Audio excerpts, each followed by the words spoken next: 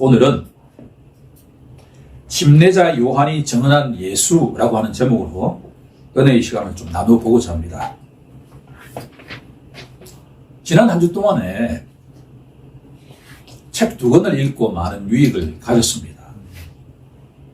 한 권의 책은 김대중 대통령의 육성회고록이라고 하는 책입니다. 한 750쪽 되는 책인데 좀 두껍죠. 그런데 참 유익했습니다. 1924년생인데 일제시대 때 어떻게 성장했는지, 해방 후에 전쟁과 이승만 정권, 박정희 정권, 전두환 정권 등등을 어떻게 헤쳐왔는지를 대담형식으로 이렇게 이야기하는 내용인데, 저희 삶을 이렇게 돌아보면서 어떻게 이렇게 꼼꼼하게 메모하지 않으면 절대로 이야기할 수 없다는 것을 알았죠. 김대중 대통령은 근본적으로 내보다 뛰어난 점이 자기 인생에 대한 정직한 메모, 참 부러웠습니다. 또 한 권의 책은 뭐냐 그러면 이영희 교수인데 앞에 이자를 리라고 해서 리영희 교수예요.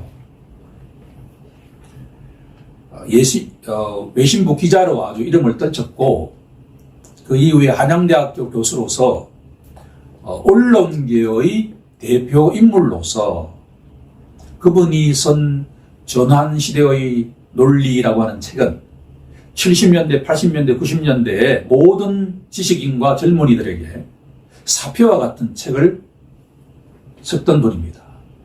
이분 역시 1929년생인데 일제시대 때부터 쭉 대담 형식으로 이렇게 참 자기 인생을 DJ 대통령 못지않게 잘 기록하고 있다라고 하는 점이 배울 점이었습니다. 그리고 현대사를 관통하는 것과 같은 측면들이 저희 눈을 새롭게 이렇게 띄워주는 것과 같은 유익을 얻었는데, 제가 오늘 이야기하고 싶은 한 대목은 이 두 분이 공통적으로 한 분은 정치계에서 또 한 분은 언론계에서 이 당시의 정부에 저항하면서 많은 핍박을 받았어요. 1973년도에 이 김대중 대통령이 일본에 망명생활을 할 때인데 갑자기 어느 날 한 10명의 아주 청년들이 자신을 납치해가지고 어디론가 끌고 가는데 바닷가로 끌고 가고 난 뒤에 한국말을 했는데 바다 가운데 던져 죽이겠다라는 이야기를 했습니다.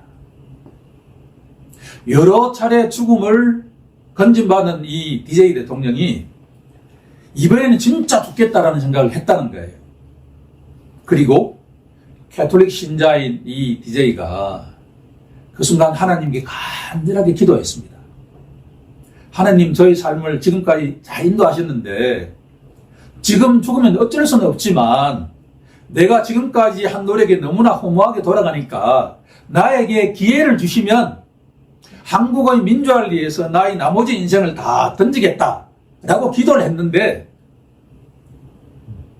그 순간 예수님이 나타나가지고 이런 말씀을 하셨다는 거예요. 그 회고록에 나오는 이야기예요. 두려워하지 말라. 내가 너를 보호하리라. 라는 이야기를 하고 사라졌는데, 그리고 얼마 지나지 않아가지고 하늘에 헬리콥터가 나타나가지고 막 방송을 하는데, 만약 DJ를 죽이면 발포하겠다라는 이야기를 하는 순간에 그 사람들이 포기하고 DJ가 살아서 한국으로 귀환하는 것과 같은 내용이 적혀 있었습니다. 같은 상황에 처했는데 리영희 교수도 여러 차례에 걸쳐서 감옥에 수감이 되고 고문을 당했는데, 그럴 때 이 사람이 신앙이 없는 가운데에도 성경을 몇 번 읽게 되었다는 거예요. 성경을 읽어보니까 예수라고 하는 한 사람이 자기의 삶을 살아가는데 사표가 되는 것과 같은 삶을 살아간다는 걸 알게 되었다는 거예요. 즉, 예수가 살아가면서 교육도 제대로 받지 않았고 머리 둘 곳 없이 청렴결벽하게 살았다라고 하는 거예요. 자기가 경험한 한국의 군부와 모든 곳에는 부정부패가 판치고 있었는데 예수는 그 어떤 점에서도 착취한 적이 없다는 거예요. 더구나 자기를 핍박하는 사람들을 향해서 분노하지 않고 뭘 했죠? 원수도 사랑했다. 하나님 저들을 용서해 주옵소서라고 기도하고 난 뒤에 최종적으로는 뭐냐 그러면 바로 자신의 하나뿐인 그 생명을 모든 사람들을 위해서 희생했다. 야, 이런 예수라고 한다면 내가 본받아야 할 선생이다. 그래서 나는 예수를 믿는 자는 아닌데 예수의 제자다라고 고백하고 있어요. 자신은 무신론자인데 예수의 제자다라고 이야기를 하고 있어요. 이야기 포인트가 뭐냐 그러면 DJ든 리영희 교수든 제가 보기에도 진짜 똑똑한 사람들이에요. 그런데 생사, 삶과 죽음의 갈래에 있는 그 순간에 한 사람은 하나님께 살려달라고 기도했는데 비해서 한 사람의 경우에는 예수는 인간적으로는 진짜 고매한 사람인데 그 사람이 하나님으로 고백하지는 않았다라고 하는 거예요. 오늘 본론으로 한번 들어가 보겠습니다. 제가 요한복음을 가장 좋아하는데 요한복음을 읽을 때마다 1장 6절에 가면 갑자기 누가 툭 튀어나오죠? 침례자 요한이라고 하는 사람이 튀어나와요. 1장 6절에 보면 하나님께로부터 보내심을 받은 사람이 있었는데 그 사람의 이름은 누구라는 거예요? 침례자 요한. 정확합니다. 침례자 바프티스트 지로입니다. 침례자 요한이에요. 읽을 때마다 그와 같은 의문이 생기는 거예요. 예수가 누구인가라는 이야기 자꾸 하는데 갑자기 누가 툭 튀어나가지고 자꾸 내가 성경을 읽는데 뭔가 걸림돌처럼 작용이 돼요. 그런데 여기에는 깊은 영적 함의가 있다는 걸 깨달았습니다. DJ 대통령에게 예수가 누구인가라고 하는 질문, 리영희 교수에게 예수가 누구인가라고 하는 질문은 동일하게 침례자 요한에게도 적용이 된다라고 하는 거예요. 이 세 사람에게 적용이 된다고 한다면 여기에 모여있는 우리 각자에게도 적용이 된다라고 하는 것이요. 주님이 사랑하시는 성도 여러분, 우리 각자에게 예수는 누굽니까? 개인적으로 보면 침례자 요한 개인으로 보면 예수는 이종 사촌 동생이에요. 학자들의 연구에 따르면 마리아가 엘리사벳이 자매이기 때문에 6개월 차이로 태어났다는 거예요. 침례자 요한이 6개월 먼저 태어나고 예수가 6개월 후에 태어났어요. 그러면 어린 시절에 침례자 요한과 예수는 같이 놀았을까요? 안 놀았을까요? 놀았겠지요. 우리의 경험을 투영해보면 강에서 목욕을 했을까요? 안 했을까요? 목욕을 했죠. 밥을 먹었을까요? 안 먹었을까요? 먹었겠죠. 그렇게 같이 성장을 했어요. 침례자 요한이 어느 날부터 뭔가 생각이 확 바뀌어가지고 광야에서 생활을 하면서 선포하기 시작했어요. 뭐라고 했죠? 침례자 요한이 성경이 증언하기를 침례자 요한이 뭐라고 선포했나요? 회개하라! 천국이 가까이 왔느니라 라고 선포하기 시작했습니다. 침례자 요한이 어떻게 이렇게 선포했을까요? 성경의 기록을 종합해보면 침례자 요한을 이끈 분이 누구시죠? 성령 하나님이죠. 성령. 우리가 바람이 분다는 걸 눈에 볼 수 있나 없나요? 볼 수 없죠. 그런데 바람이 분다는 걸 어떻게 알 수가 있나요? 나뭇잎이 흔들리면 무엇이 분다? 바람이 분다는 걸 알 수가 있죠. 침례자 요한 속에 누가 들어가 있는지 몰라요. 그런데 침례자 요한의 외치는 소리를 보면 알 수가 있죠. 이 세상 속에서 말이에요. 제 삶을 통해서 저에게 회개하라, 천국이 가까이 왔느니라 라고 선포한 적을 거의 들어보지 못했다는 이야기예요. 그런데 어느 순간부터 유대인들에게 범상치 않은 침례자 요한이 나타나가지고 낙타토로스를 입고, 범상치 않았죠? 회개하라. 마이크가 있었을까요? 없었을까요? 없었는데 요단강이 들썩들썩해서 회개하라. 그걸 듣는 사람들이 어떻게 반응했을까요? 회개했어요. 그리고 뭘 받았죠? 침례를 받았다라고 성경이 증언하잖아요. 이것은 뭘 알 수가 있죠? 침례자 요한의 심령이 뭔가 변화되었죠. 그렇죠? 그때 우리가 누가 지금 역사하고 있다는 걸 알 수가 있죠? 성령이 역사하고 있다는 걸 알 수가 있죠.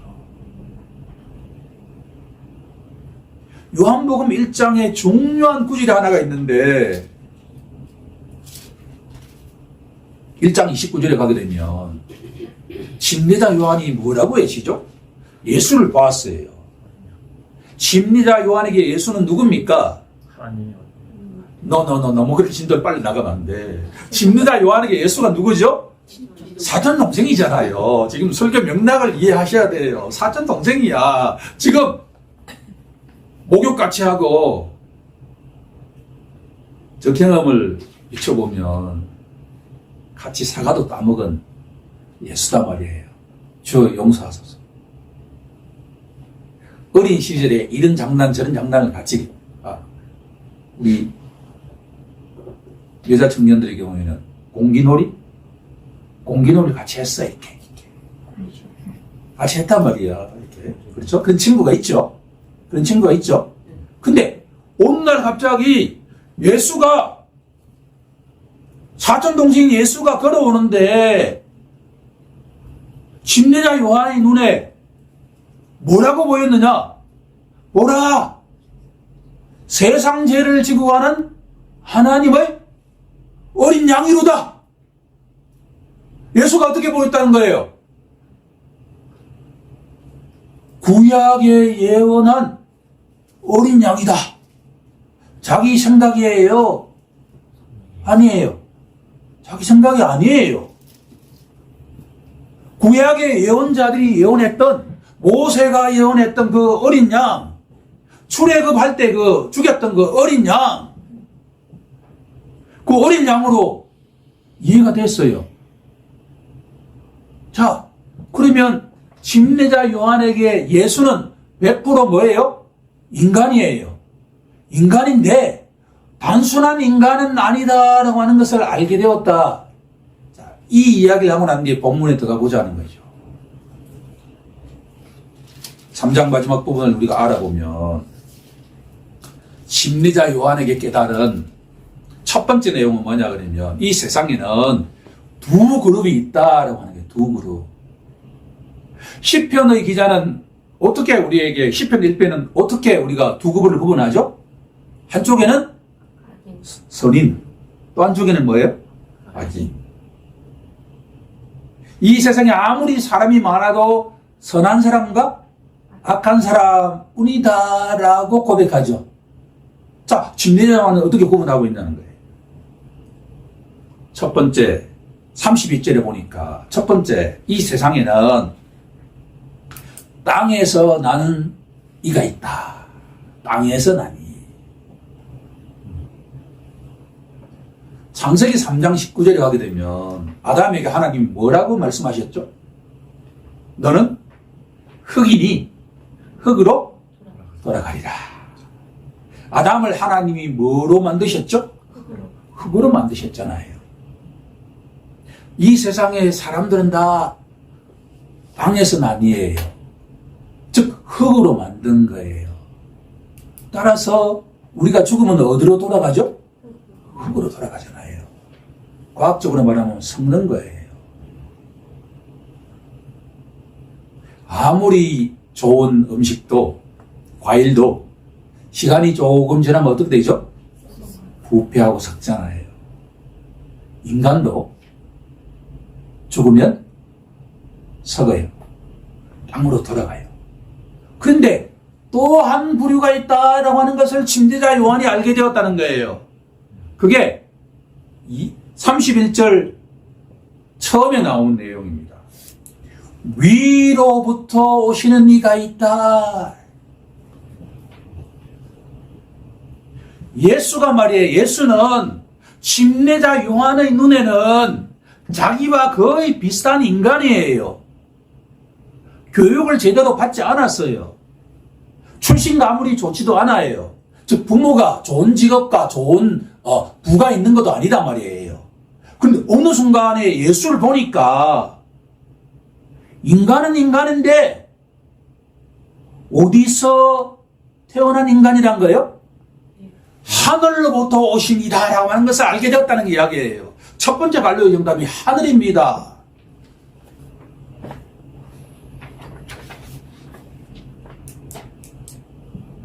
예수는 하늘로부터 오신이다. 위로부터 오신이라는 이야기예요. 요한복음 3장을 읽다 보면 이게 어떤 내용이 나오냐 그러면 3장 12절, 13절에 이렇게 보면 하늘에서 내려온 자, 곧 인자 외에는 하늘에 올라간 자가 없다라고 말씀을 하죠.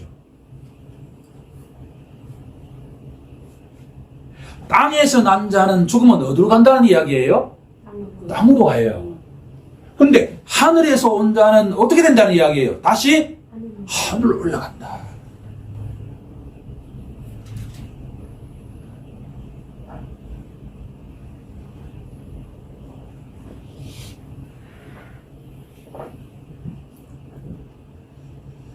하늘에서 온 자는 바로 사람에 의해서 태어난 자가 아닙니다.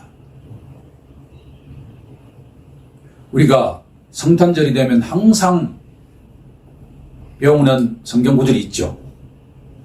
보라, 처녀가 잉태하여 아들을 낳을 것이요. 그 사람이 누구라는 이야기죠? 하늘에서 나온다. 하늘에서. 사람이 서로 이렇게 사랑해가지고 태어난 사람이 아니라 사람이 작용하지 않았는데 누가 임신시켰다는 거예요? 성령이 임신시킨과 같은 사람이 이 땅에 태어난다는 이야기예요. 그분이 누구라는 이야기죠? 예수다라고 하는 것을 누가 깨달았다는 거예요? 침례자 요한이 깨달았다는 거예요.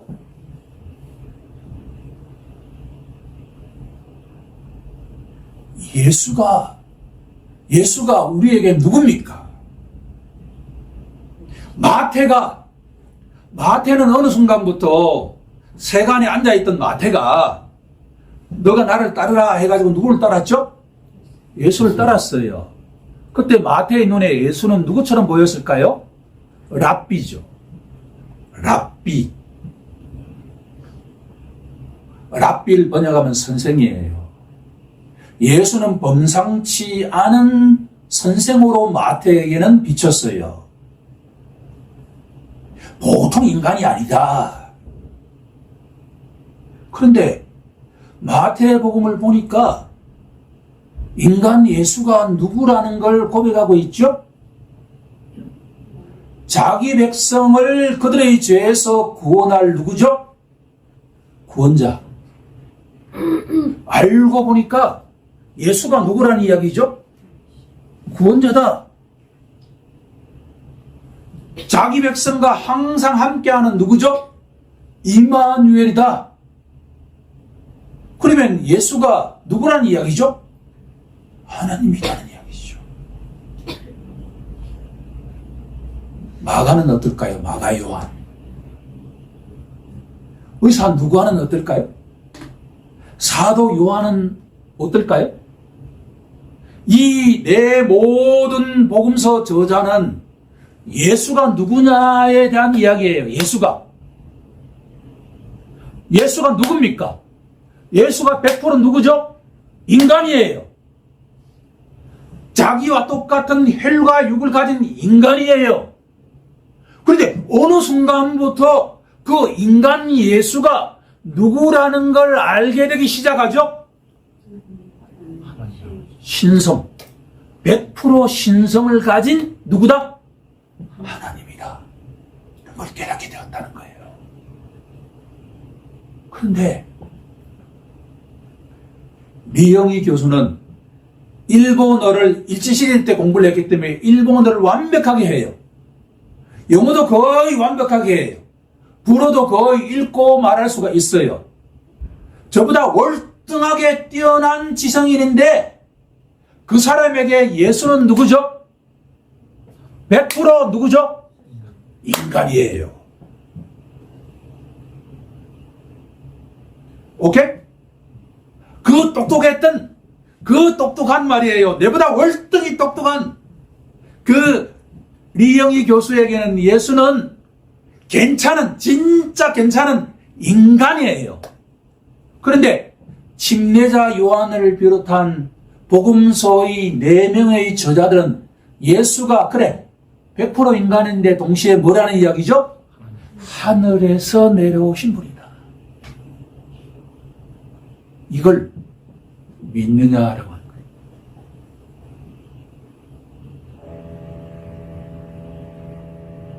이걸 믿는다는 이야기는 뭐예요? 내가 똑똑해서?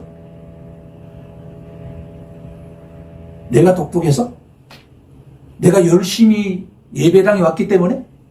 내가 헌금을 많이 했기 때문에? 내가 누군가를 많이 도와줬기 때문에? 내가 그것을 믿을까요? 아니죠. 내가 마음으로 말이에요. 인간 예수가 하나님이다 라고 믿는 것은 뭐냐 그러면 내 속에 누가 지금 역사하고 있다는 이야기예요. 성령이 역사하지 않으면 불가능하다는 이야기예요.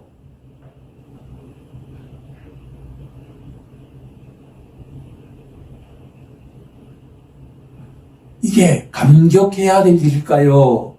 당연하다고 생각해야 될까요? 감격해야 되죠. 그런데 우리가 감격해야 안 해요. 안 하잖아요, 이게 뭔가 그러니까, 애통한 거죠, 그러니까. 내가 생각해도 애통하잖아요, 이게. 우리는 너무나 당연하게 생각해, 이게 의식도 아니고 말이에요. 침례자 요한은 뭐냐 그러면, 요한복음 3장 30절에서 이렇게 고백하잖아요. 한번 합독해 볼까요? 3장 30절. 그는 흥하여야 하겠고 나는 쇠하여야 하리라. 침례자 요한의 가장 위대한 이야기 가운데 딱 두 구절을 선택해 보라 그러면 하나는 회개하라 천국이 왔느니라. 두 번째는 뭐예요? 그가 누구죠? 예수는 흥하고 나는 어떻다? 쇠하여야 하리라. 그 이유가 뭐죠? 예수가 누구죠? 예수는 이 땅에서 난 자가 아니라 어디서 난 자? 하늘에서 온 이기 때문이다 라는 이야기예요.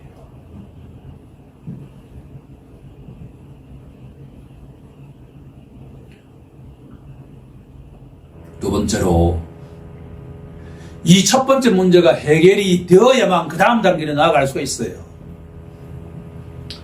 자, 땅에서 난 사람들은 말하는 게 뭘 말할까요? 땅의 일을 이야기할 수밖에 없지요. 우리가 말한다는 건 뭐죠? 내가 보고 들은 것을 말하는 거잖아요. 그렇죠? 흙에서 난 사람은 자기가 보고 들은 것을 말할 수밖에 없어요. 근데 예수가 진짜 하늘에서 온 분이라고 한다 그러면 예수는 어떤 이야기를 할까요? 하늘의 이야기를 하겠죠. 여러분들 너무나 당연한 거 아니에요? 하늘에서 오셨다고 한다면 그분은 자기가 보고 들은 이야기를 하겠지요. 그래서 예수님이 이렇게 말씀하시잖아요. 3장 12절에 가게 되면 11절이네요. 진실로 진실로 내게 이르노니 우리는 아는 것을 말하고 본 것을 증언한다. 내가 땅의 일을 말하여도 너희가 믿지 아니하거든 하물며 하늘의 일을 말하면 너희가 어떻게 믿겠느냐.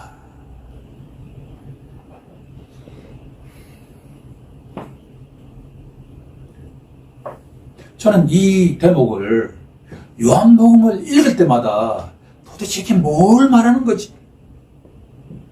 잘 이해가 안 됐어요. 이게 읽긴 읽는데 문자적으로 이해 안 되는 것 아니야. 그래. 근데 이게 진짜 무슨 의미인지 잘 몰랐어. 그런데 이번 설교를 준비하면서 당연한 이야기예요. 예수님은 하늘에서 오신 하나님이라고 한다 그러면 당연하게 어떤 말씀을 하실까요? 하늘의 이야기를 하시겠죠. 두 번째, 예수님은 진리를 말씀하시는 분이다. 라는 거예요. 진리. 두 번째 갈로의 정답은 진리입니다. 빌라도가 위대한 질문을 하잖아요. 예수님께. 뭐라고 질문하죠? 진리가 뭐냐? 근데 예수님이 한 말씀도 안 하세요. 그런데 그 답을 성경이 우리에게 제시하고 있죠. 34절을 우리 다 함께 합독해 보도록 하겠습니다. 요한복음 3장 34절입니다. 시작.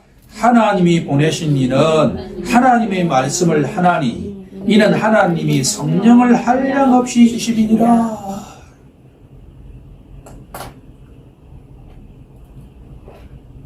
진리가 뭘까요?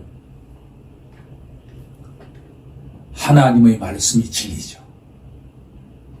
이 천지 만물을 창조하시고 이 천지 만물을 구속하신 하나님의 말씀이 곧 진리죠. 하나님은 한 분이에요? 복수예요? 한 분이잖아요. 이 세상을 창조하신 분이 복수일 수가 없죠. 하나님이 한 분뿐이니까 그 하나님의 말씀이 진리죠. 예수님은 성령이 충만했기 때문에 어떤 말씀을 하신다는 거예요? 하나님의 말씀만 하세요. 예수님은 항상 진리만 말씀하시는데 그 진리는 자기 이야기가 아니라 누구 이야기만 한다는 거예요? 하나님의 말씀만 선포하신다는 거예요. 누구를 통해서? 성령을 통해서.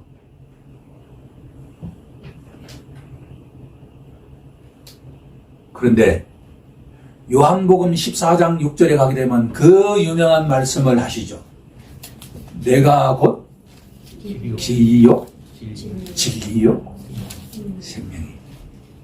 내가 곧 뭐라는 거예요? 진리다.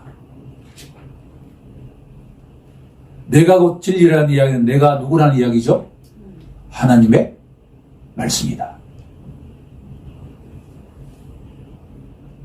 지금 한 구절이지만 중요한 결론을 제가 말씀하고 있습니다. 진리가 무엇입니까? 우리에게 진리란 무엇입니까? 하나님의 말씀이 진리죠. 그 하나님의 말씀이 누구라는 이야기죠? 예수다. 예수가 진리라는 이야기. 왜? 예수가 하나님의 말씀만을 말씀하시기 때문에 진리라는 이야기예요.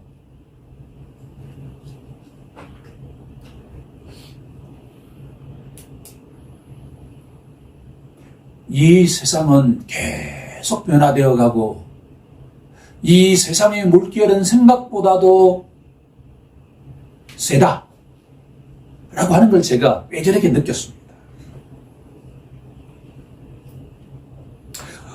어떤 시간인지는 모르겠는데 저에게 목회자의 삶을 살아가는 저에게 제가 견딜 만한 파도를 주셨어요. 상세한 내용은 제가 이야기할 필요가 없지만 생각보다 이 파도가 셌다라고 하는 것을 고백하는데 하나님의 은혜로 분명하게 요 파도를 제가 이겨냈습니다. 그러고 난 뒤에 분명하게 떠오르는 것이 뭐냐 그러면 요 설교의 본문이다 라는 거예요. 예수가 누구냐. 침례자 요한의 고백처럼 예수가 하늘에서 나신 분입니까? 라고 질문하는데 아멘으로 해답하는 자가 예수 믿는 자들라고 하는 거예요. 예수가 누굽니까? 예수가 진리입니다. 왜? 예수는 누구의 말씀만 하기 때문에 하나님의 말씀만 하기 때문에 예수가 진리라고 믿는 자가 예수 믿는 자라고 하는 거예요. 그럼 이제 거의 결론에 도달했어요. 그러면 하나님의 말씀이 뭐냐라고 하는 거예요. 성경 66권이 다 하나님의 말씀이잖아요. 이 말씀을 한 구절 요약하면 뭐라는 이야기예요? 자, 우리 함께 요한복음 3장 36절을 선포해, 그러니까 같이 합독해 보겠습니다. 시작. 아들을 믿는 자에게는 영생이 있고 아들에게 순종하지 아니하는 자는 영생을 보지 못하고 도리어 하나님의 진노가 그 위에 머물렀느니라. 아멘.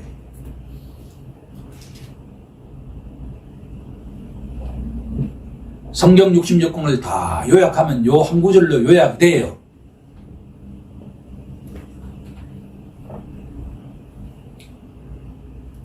하나님의 아들이 누구죠? 예수죠. 그죠? 예수가 하나님의 아들이란 말이에요. 하나님의 아들을 믿는 자에게는 뭐가 있죠? 영생이 있다. 즉 내세가 있다는 이야기잖아요. 인간이 죽고 난 뒤에도 끝나는 게 아니라 새로운 세상이 있다. 내가 약을 먹고 죽어버리면 끝나지. 그렇지 않다는 이야기잖아요. 그렇죠? 그런데 누구를 믿어야 된다는 거예요? 하나님의 아들, 즉 예수가 누구라고 믿는 자에게 영생이 있죠? 하나님의 아들, 하나님이라고 믿는 자에게 영생이 있다.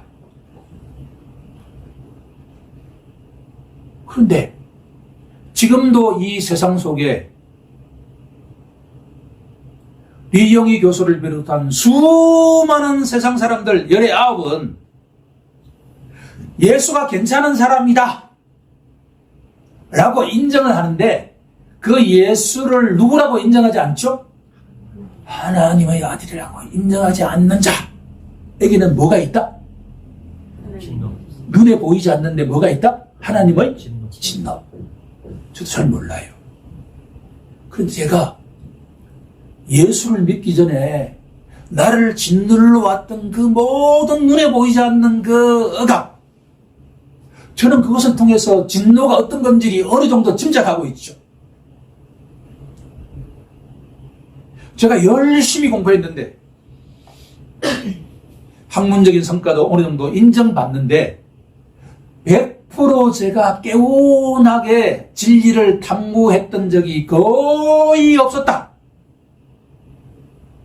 예수를 만나기 전에 예수가, 인간 예수가 하나님의 아들이라고 하는 것을 믿고 고백하기 이전에 내 영혼을 짓눌러 왔던 그 진노가 얼마만큼 강력했던가를 나는 분명히 알고 있다라고 하는 거예요.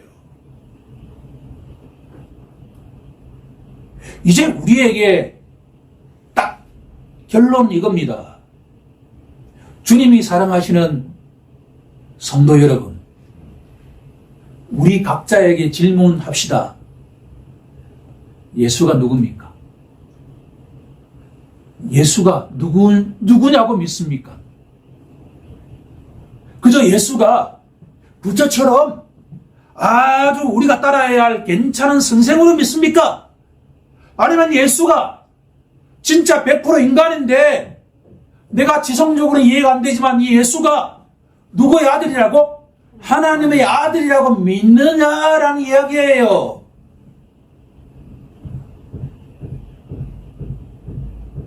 선택은 누구에게 달려있죠? 우리 각자에게 달려 있어요. 우리가 자동차를 살 때 옵션이 많잖아요. 옵션은 무슨 이야기죠? 내가 선택할 수도 있고 선택하지 않을 수도 있죠. 자, 결론적으로 한마디만 제가 질문하겠습니다. 예수가 우리에게 옵션입니까? 내 기호에 따라서, 내 기분에 따라서 예수를 그냥 선택할 수도 있고 선택하지 않을 수 있는 그런 옵션입니까? 너 아니다는 이야기의 성경은. 그래, 당신의 선택이 달려있는데 예수를 믿지 않는 자에게는, 예수가 하나님의 아들이라고 믿지 않는 자에게는 눈에 보이지 않는데 뭐가 지금 임해 있다는 이야기예요. 하나님의 진노가 임해 있다. 그런데도 가만히 있다고? 오케이, 알아서 하라는 이야기.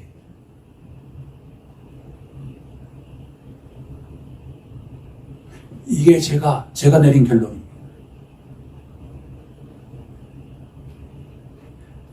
사랑이 풍성하신 하나님은 침례자 요한도 자기하고 같이 모욕하면서 놀았던 그 예수가 어느 순간에는 인간이었는데 어느 순간부터 뭐로 보이기 시작했다는 이야기예요. 하나님을 아들로 믿어지기 시작. 동일한 축복이 우리 모두에게 임하기를 원합니다. 아멘. 그런데 그랬던 침례자 요한도 어느 순간이 되니까 뭐라고 이야기하죠? 진짜 당신이 그 오실 메시아입니까? 라고 질문했습니다.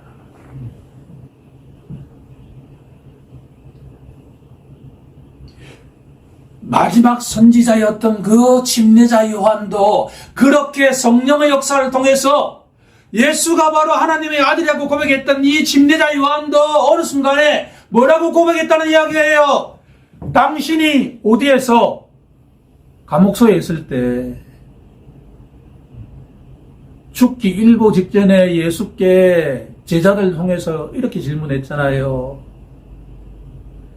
당신이 오실 그 메시아입니까?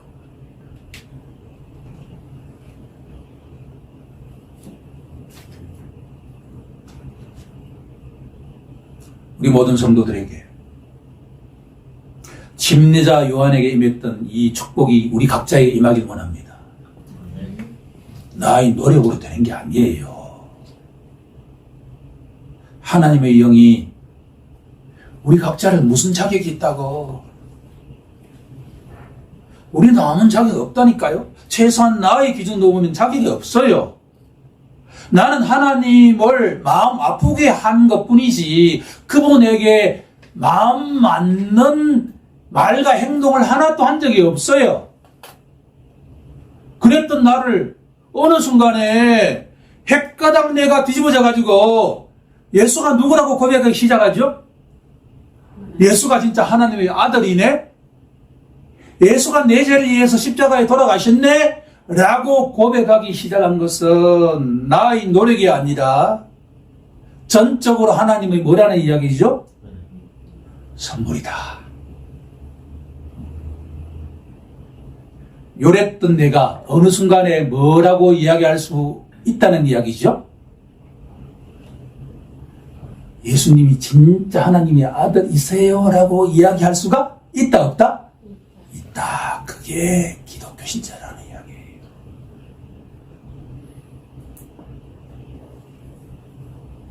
우리가 주일 성수를 해야 되는 이유, 수요 예배에 나와야 되는 이유, 기도회에 함께 나와야 되는 이유가 뭐냐 그러면 선물로 받은 이 믿음이 항상 어떻다는 이야기예요. 갈대처럼 뭐예요? 흔들리는 게 흔들린 벽의 인간이라고 하는 거예요. 그게 크리스천이라고 하는 거예요.